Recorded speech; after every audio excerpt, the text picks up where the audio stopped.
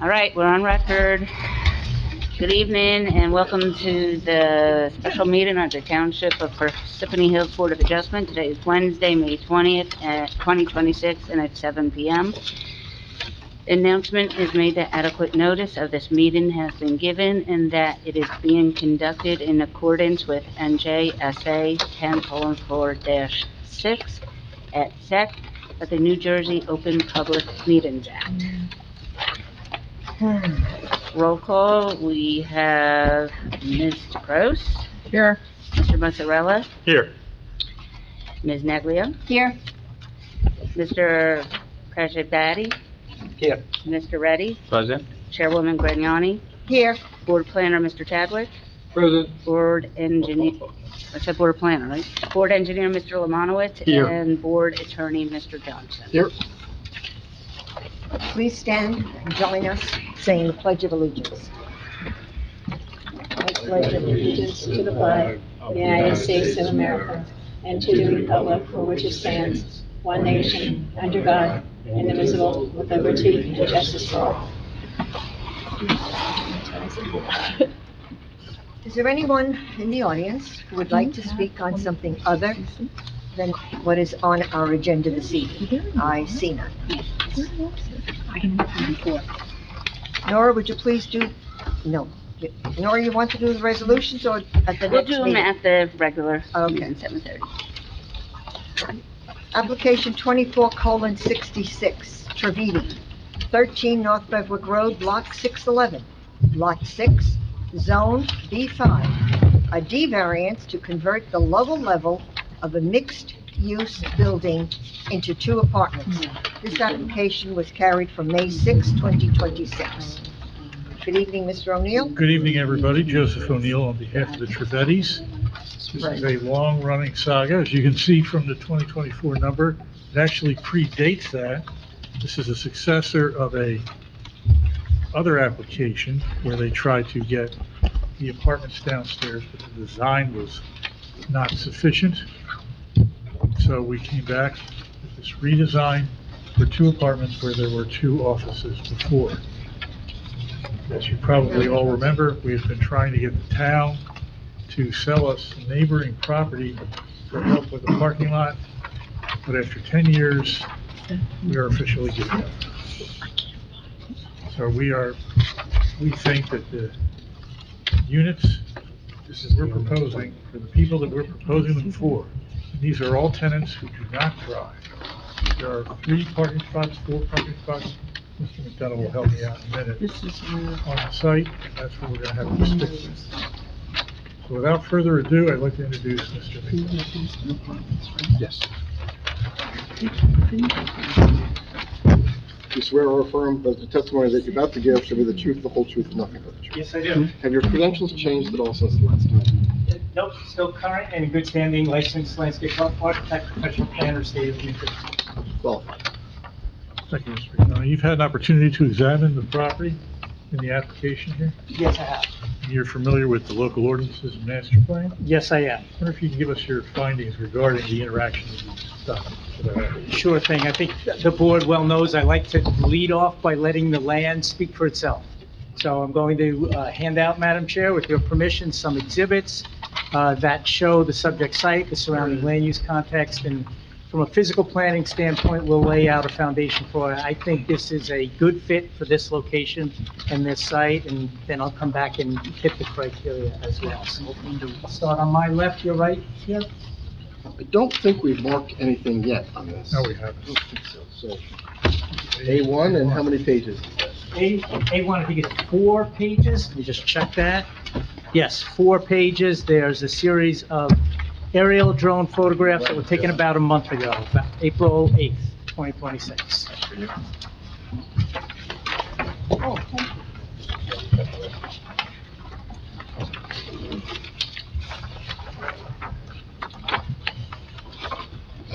And these are really intended to supplement the report that was submitted as part of the application. There were some photographs in there. I don't know if that was marked as evidence, Joe, but It was it's submitted with the application. submitted with the application. My report was dated February 25th, 2025, and I actually have some ground photographs in there as well, which are part of the record. We were out there on one really cold day, looked at the inside and the outside of the building and the units in question, and we put in the report why we think this is a good fit here. So back to A1, the first sheet shows that this is a single tax lot. It is identified on your tax rolls as block 611, lot number 6. It is about 40 feet wide, it's about 100 feet deep, 4,000 square feet. And I stuck a little yellow arrow on there to show the building in question. It looks and feels like a typical garden apartment here in Parsippany. You can see there's sort of a couplet building with it as well. That is developed residential, and the applicant is looking to take the 2 commercial units that are at street level or sub-street level and convert them to residential living units, which we think is a good fit here, and I'll give you the reasons why. But again, from a purely physical standpoint, it looks and feels like a residential building. You can see that in even clearer context when you look at the second sheet, sheet number 2, which is a view now looking more south on South Beverick, and you can see the couplet of buildings immediately adjacent to that have a clearly defined storefront, clearly defined second story, clearly differentiated, whereas here, it all looks like one thing, one integrated, again, I believe like a garden apartment. You've got a couple of these smaller brick buildings here along the corridor.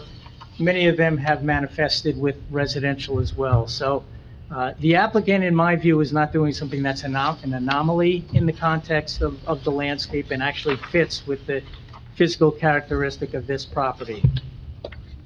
Interestingly, flipping back to the very first page, you can see that we do have a vacant parcel immediately adjacent, which is actually owned by the city. The community, the township.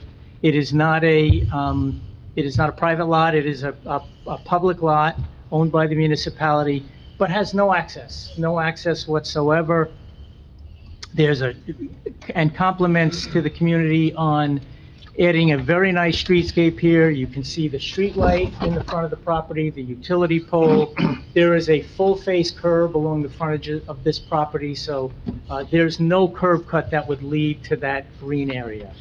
There is a curb cut on the subject site that also straddles that adjacent lot as well, which conceivably can provide some access for one or both lots.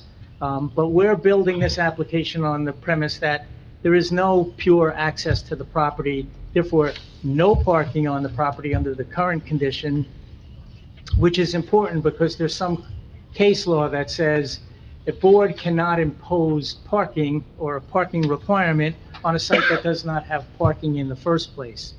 And what's nice about this application, converting commercial space to residential, is that any permitted use that could go in this space would generate more than or even double what the residential use would generate here. And by way of example, from a parking standpoint, some of your permitted uses here that could go in this space, and again, we're talking about very small units here. You have 557 square feet is one of the units, 692 square feet is another unit. What could go here? You could get a deli in here, you could get a convenience store, a bakery, a learning center, childcare, dentists, doctors, offices. You could get private clubs, restaurants, bars, gyms, public uses. All would have a parking requirement, depending on what ratio you use, of 8 to 13 spaces. Where the residential component would have a parking requirement of only 4.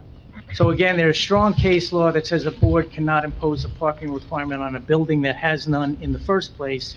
That is the Rixick case, which basically said the board cannot impose parking on a lawfully existing building that has no access.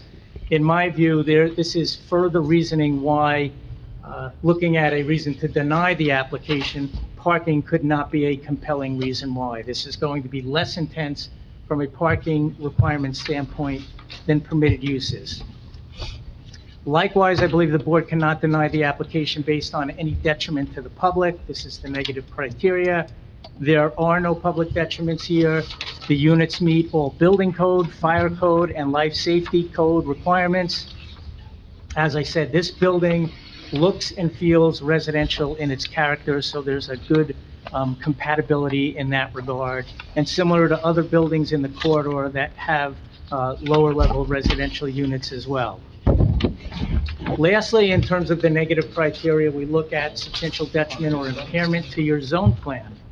I also think the board can move favorably in that regard as well, and we put this in the report, focusing on the 2020 master plan, which is fresh, that has goal number 2 right there on page number 12, which says, as a fundamental underlying goal in the community, provide a variety of housing types, density, and a balanced housing supply, all in appropriate locations to serve township residents of various ages, household types, and incomes.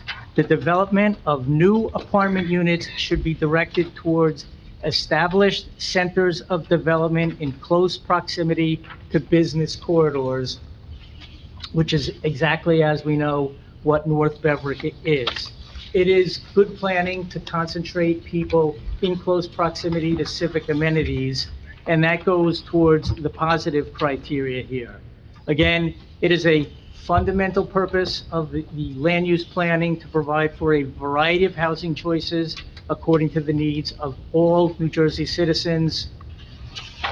Who would benefit? Who would be the beneficiary of this conversion to residential? You would get people who are in life transition, perhaps a young adult just starting on their own, college students, recent widowers or divorcees, empty nesters, and seniors seeking to age in place. We call it, from a planning standpoint, missing middle housing. It's very prominent in land use planning today on the premise that not everybody can afford a single-family home. Not everybody wants to live in a big apartment building. Middle missing housing fills the gap, and that's exactly what this is here. We have 2 fundamental problems here from a land use planning standpoint in New Jersey.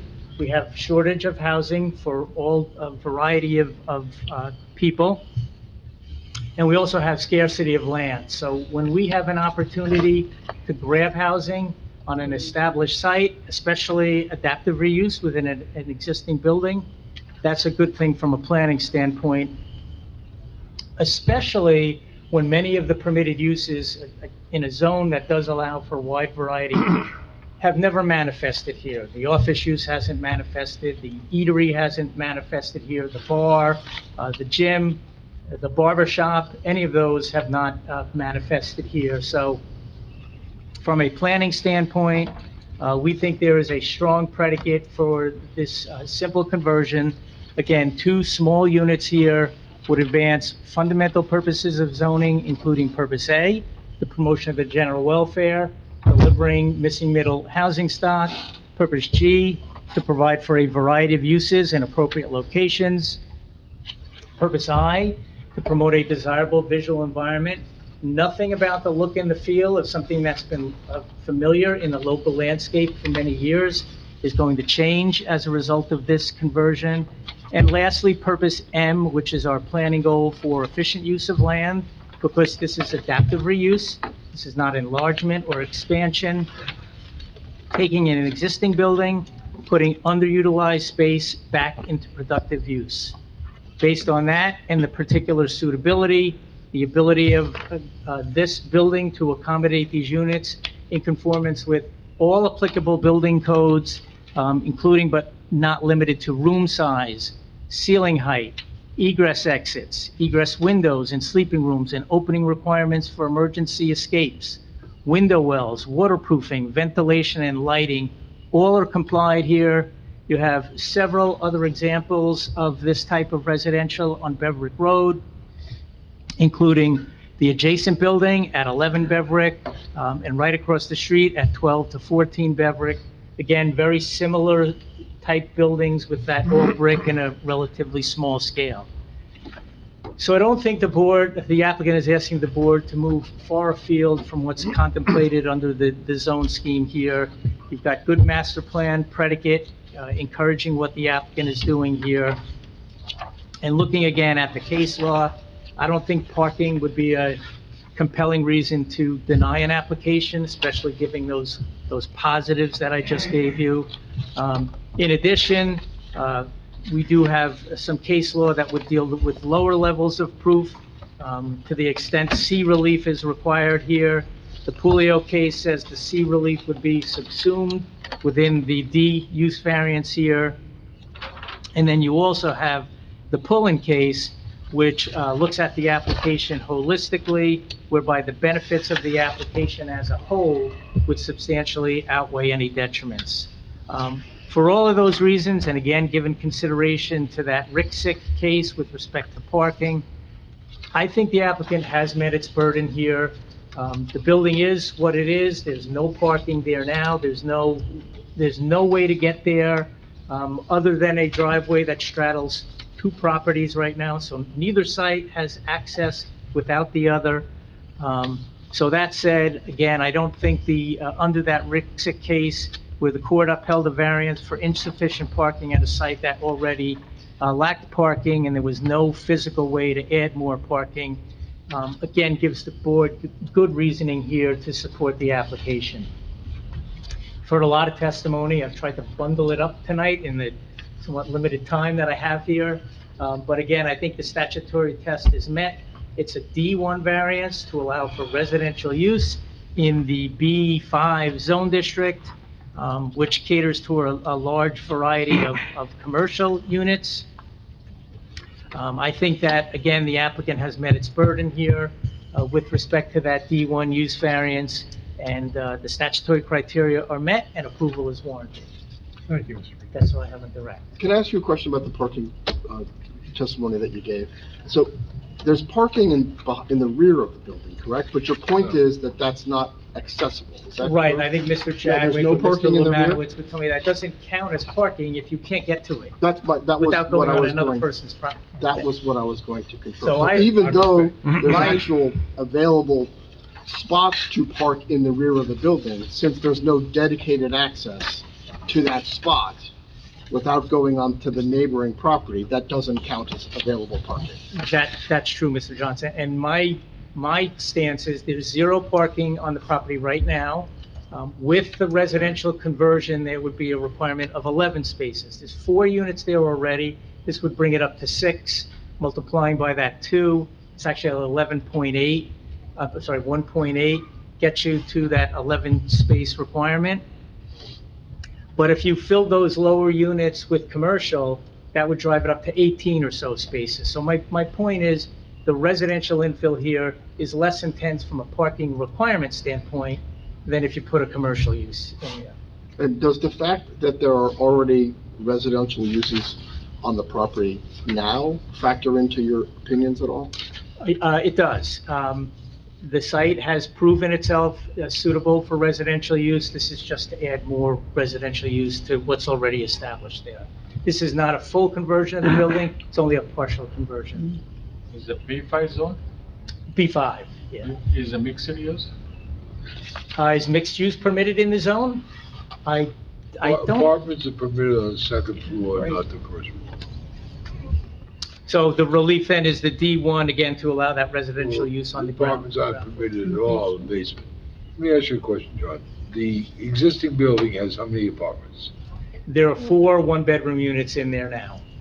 Some of them may be classified as a studio, but there's 4. How about the adjoining building? What's that? Bear with me here. They are somewhat lookalikes.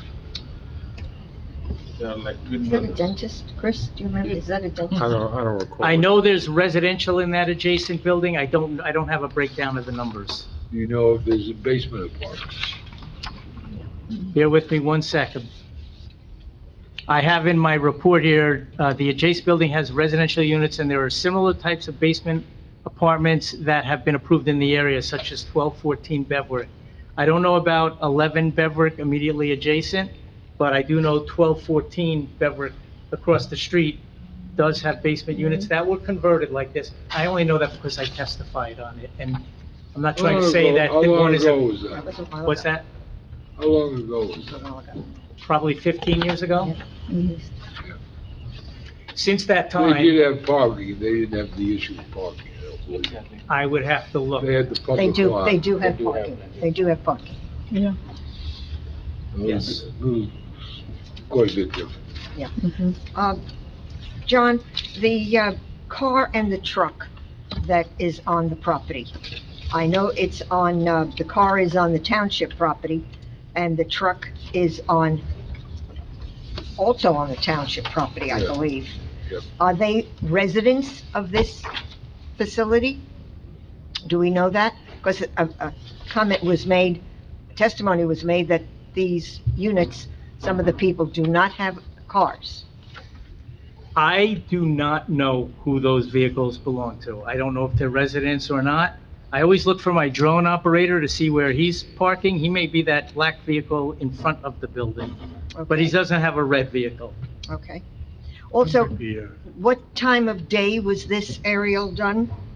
So this is April 8th, so about a month ago, and you can see from the shadows of the building, south would be to the north, so this is probably around, I say noon, 1 o'clock, maybe 2 o'clock in the afternoon.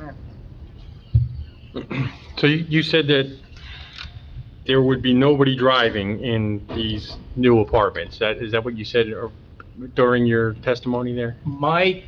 I did not say that. I think that may have come out from council. What I'm saying is, there's no parking on the property right now. This is not going to exacerbate that problem, because if it was infilled with commercial space, the parking demand would even be higher. Okay, no, I know at some point I heard, unless I'm not hearing correctly, that the residents won't be driving. Was that the statement made? the residents have no place to park. I thought I heard that they don't have cars. That's our understanding. None of them drive. None of them drive, that's the understanding, but now what happens if somebody decides to move in and does drive? Then Well, then we're parking, advertising the places having no parking. but that doesn't stop them from having a car and parking on the street, correct? Well, if either There's property nothing we can owner, do about it. ran a fence down the middle of that driveway, neither property has access. Right, no, I get you, I'm just trying to go over in my head what was said. The other possibility is the township fences off its property. I'm sorry? The township fences off its property. That's what I'm saying. I mean, from a everyday standpoint, people are using the township property to park on. Most likely they're residents of this building. I don't know if that's the case. Oh, we can just drive by and look. When I was there once, code enforcement parked on that lot, and they were driving a red pickup truck. Okay, So I don't know who's so driving that general red pickup, public uses it. potentially, Yeah. but they shouldn't. Now, No, we found out more, actually, since January, about how the township takes care of properties like this, and we learned in the whole 10 years prior to it. When we found out, we got a list of what the township wants to see from the applicant regarding buying a property. They want to see it maintained as green space. They don't want it paved and converted into parking lots. So we had a very detailed question, we were given a detailed questionnaire, and the answer to everything was, we're paving everything. So, just, the town's policy is to maintain open space. And apparently, the reason we never got a response back was the township was not interested in parting with open space along North Beverwood Road. Now, 10 years, they never relayed that to me, my late partner Bob Garofalo, or the clients, anybody. We had multiple meetings with the town. They always said, well, think about it, and we never heard from them. So we finally got their policy through this process, and it just looks like they don't want to pave it. I can't say I blame them. Now, there are children in this building. So it was the thinking of the applicant that it would perhaps be better to use that as just a play area for children rather than parking, which the township's not going to agree to ultimately, which is why we abandoned the pursuit of that lot. What about the liability? Township has liability on all its open space. That's one of the reasons maybe we don't want to take it. We certainly don't want to put a playground on it. Take care of it. But these, I know Mr. McDonough talked about the mid on contradicting that. I believe that's true and accurate. But a lot of the people in this place are working in food service industry and similar industries where they're walking to work, or they're taking the bus that runs down North Beverwood Road. They're local, they're working local. That's the type of people that's being housed here. This is not gonna, I mean, I'm not moving into the basement, so that's not the type of rent that he's gonna be getting. Lower rent type of stuff. All right, that is what it is. You can't control who's gonna rent it. Ed, ask your question. I have two please. questions. Number one, they are one-bedroom units, correct? The proposed are and the existing are, yes. Then how can you have children in them? And then if I don't know the ages of those children. I just don't know. Well, the pictures that we have that were submitted on September the 17th, 2024, we see maybe a truck, table. So there are some items in the backyard that possibly are being used by young people. Ages, I have to agree, I don't know. I was having another question. The last time I had a problem with the window well. Yeah. And have you looked at the report of February 14th from the chief of the departments? Yes, it was my understanding that the window well complies with fire code and does not require any zoning relief. I believe, But they have changed the sizes, I believe, Right. if I'm reading correctly. 2.5 feet, right? They want it 3.5 by 2.5.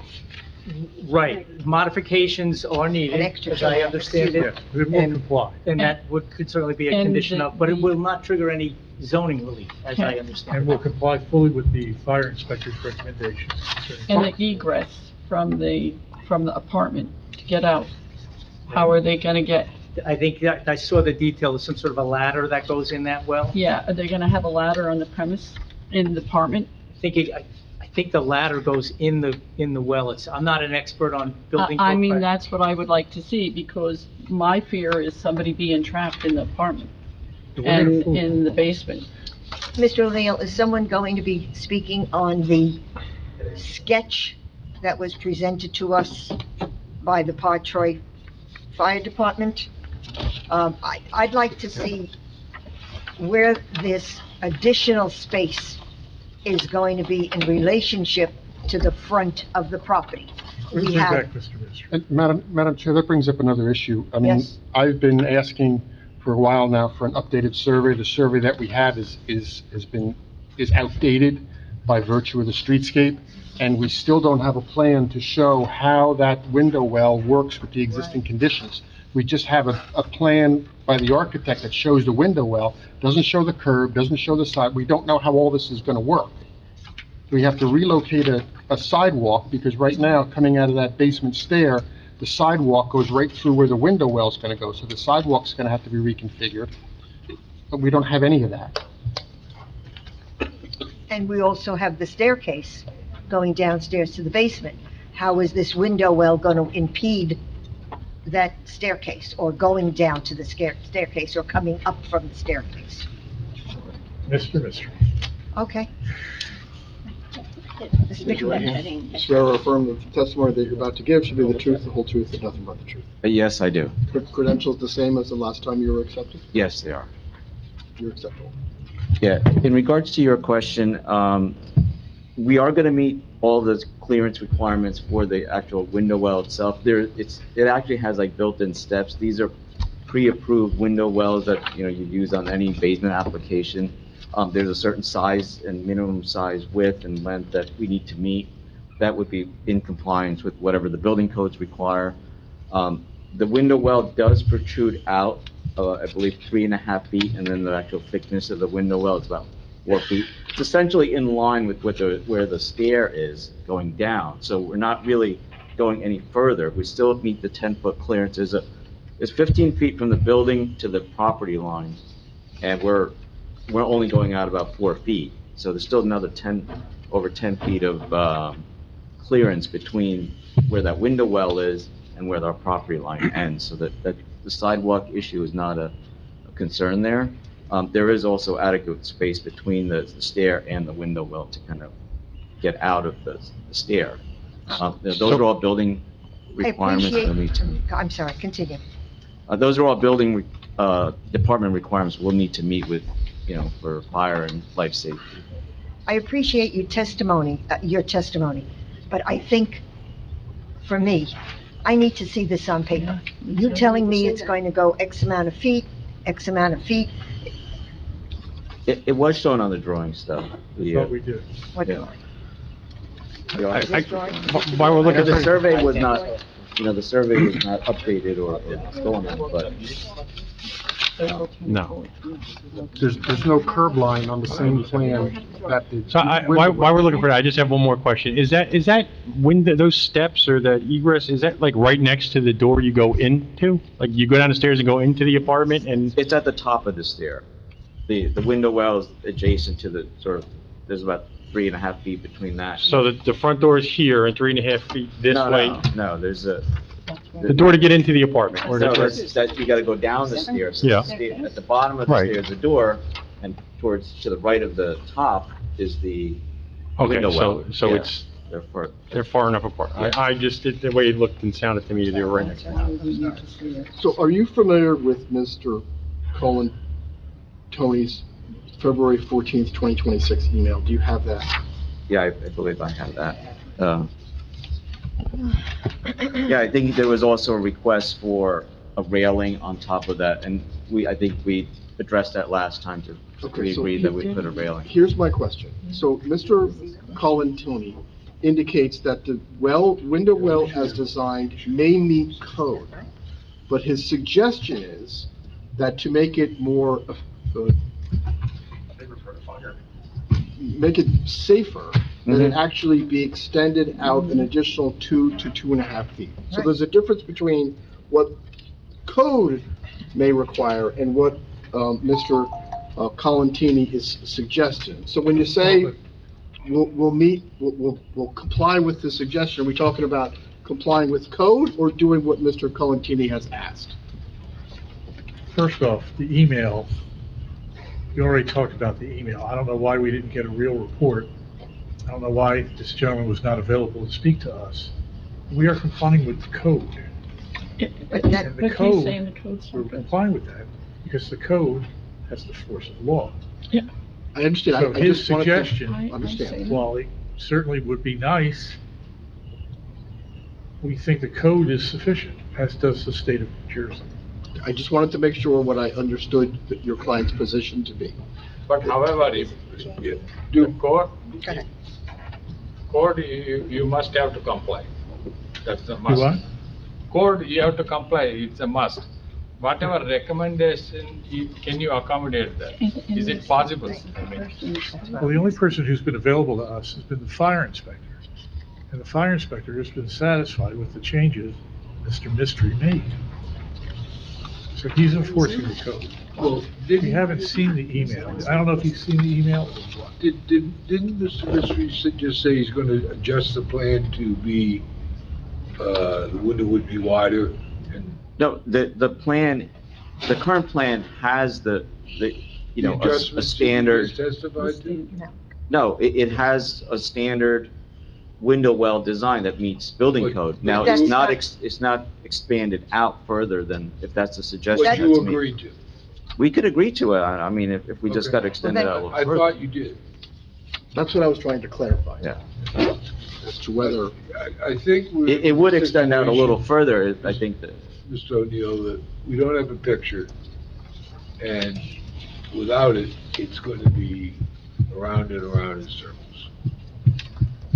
is it possible to, I don't know if you're committing now to doing the suggestion that Mr. Colantini has made, but it seems to me that the board is struggling with how this is all going to work together and would be very helpful to see a survey which shows the sidewalk The window well. and the window well and the stairs to see how it all works together. Which yeah, I adding do to the recollect survey. that Mr. Romanowitz has been making that suggestion. All I'll say is, I'm looking at a survey that was last dated 10/17/24. I don't know if that's the one Mr. Lemanowitz has. It was just handed to me, so I don't know if the board has it as well. It does not show the window well on it, but it's an updated survey. What was that date? 10/17/24. Yes, that's what I have. Is that before the streetscape was done or after? There's a note that's saying that the streetscape was under construction at the time. And so it doesn't show the current sidewalk. Correct. Right. It also doesn't show the grass strip that should be there. Which leads to another question. This is a 90% lot coverage. If you've got to put a sidewalk to go around the new window well, you're going to be increasing lot coverage and you might be over already. Which is why we need a plan. All right. Do you understand what's being asked to do? Yeah, well, I mean, we need a survey. I'm not a surveyor to do that.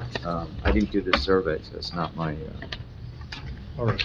plan there. And for what it's worth, if anybody has it, my report, figure 5, does show that view, so at least you have a photo. It's not a plan, but you have a photo.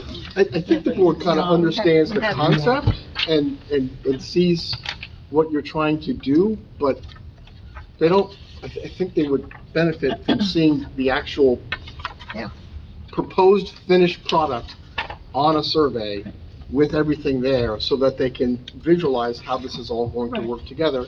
And if your client is willing to follow the suggestions that's been made by the fire chief, I suspect that the board would be happy to hear that. I don't know if that would mean that they would approve it or not, but. And I'm not understanding the letter dated January 6th on the last page is stating that plans fails to identify the location of the fire department connection. A sprinkler system needs to be put in. Did we get anything that shows that? No, we agreed to put the sprinkler system. That's already in the plans. Did we see anything that shows that? Because I know I did miss a meeting, so. It's building. Yeah, it's a But building. that's the letter, the last page that has a little diagram on it saying, this stuff is missing. As a board member, I can say that I'm looking at this project and putting somebody down in the basement. I want to be totally assured that the people are safe, because I don't want my name on anything that somebody's not safe in. Well, this would still have to get approved by the building department and the fire. I know, but we have a responsibility here too, not just the departments, we do too. And we, you know, I know I'm worried about their safety. I would assume that my board members are too.